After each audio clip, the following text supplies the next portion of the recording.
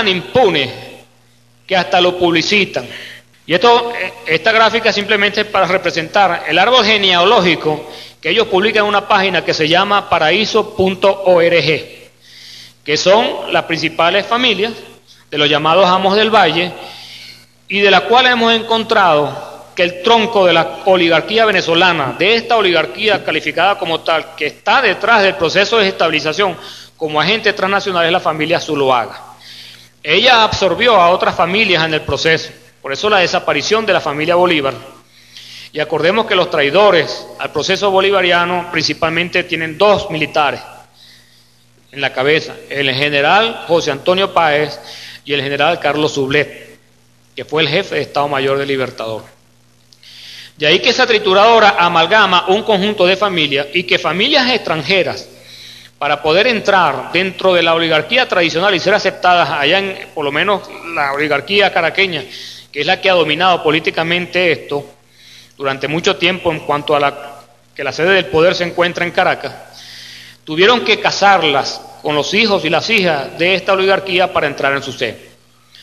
Por eso encontramos como individuos como Marcel Granier, cuyo abuelo estaba involucrado ya en problemas internos en Venezuela de origen francés, al sabotear el avión de un importante héroe nacional venezolano, que fue el teniente Meyer Baldó, héroe de la Primera Guerra Mundial y lugarteniente del Barón Rojo, y uno de los fundadores de la Fuerza Aérea Venezolana. Su avión se estrelló cuando saboteado por esta gente, que ya que en el momento eran perros de la guerra.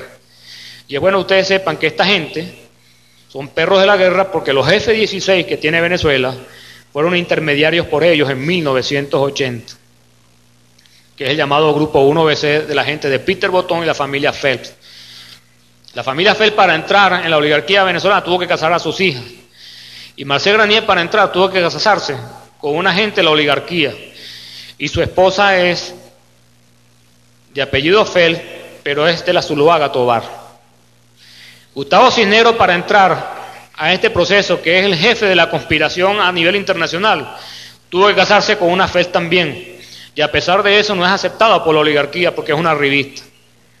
Por eso que el 11 de abril vemos un golpe dentro del golpe de Estado.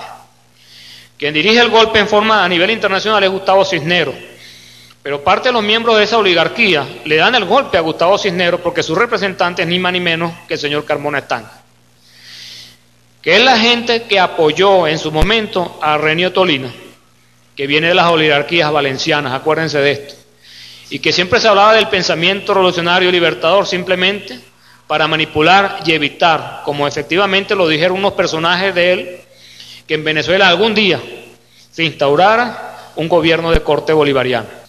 Esto permitió el expansionismo anglosajón hasta el presente. Vamos a la otra, que vamos a ver una cosa interesante. Esto obligó y creó en el mundo un modelo de desarrollo de sociedades o estados dominantes y sociedades o estados dominados. Los estados dominantes viven precisamente de la acumulación del capital y excedentes de los estados dominados. Y los estados dominados tienen que entregar esos excedentes no para el desarrollo, sino para mantener esa deuda extraordinaria, que es la deuda externa que se mantiene en nuestras sociedades. Por eso que el caso de PDVSA no es un caso aislado. Por eso que vemos que PDVSA le entran 54.000 millones de dólares y le entrega al fisco solamente 8.000 millones el año pasado. Y el resto del capital es excedente que va a los mercados internacionales. Y encima de esos 8.000 millones hay que sacar parte de elementos que van a la deuda externa venezolana. Deuda externa que se duplicó cuando Pedro Tinoco, representante de los bancos acreedores internacionales, que es el Chase Manhattan Bank, ¿verdad?, logra que se reconozca la deuda externa privada, con la cual esta oligarquía se ha mantenido en el tiempo viviendo de los subsidios del Estado. Por favor.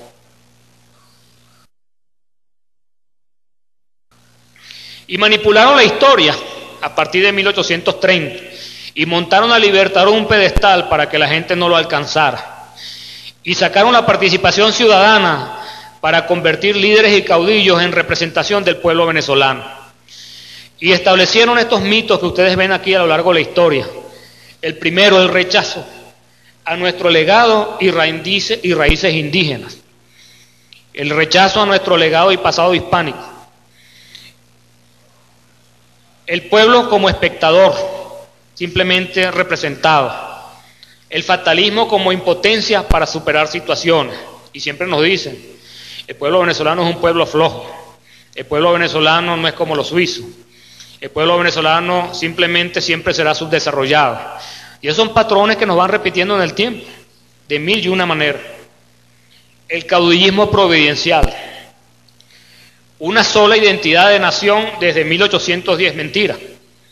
La República la crea el Libertador en la Tercera República en 1819, hasta tanto lo que había eran esbozos de un Estado federal, que no llegó a consolidarse precisamente porque no había una identidad propia.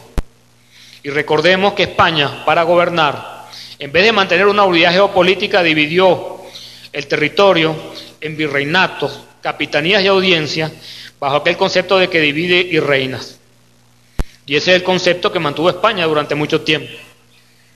La fundación de Venezuela en 1830, el Estado venezolano soberano de 1830 a 1999. El Estado venezolano comienza a ser soberano después de 1830, a partir del 1999, con la creación de la obra de esta Constitución, de este librito azul, que tiene de cabeza al mundo desarrollado.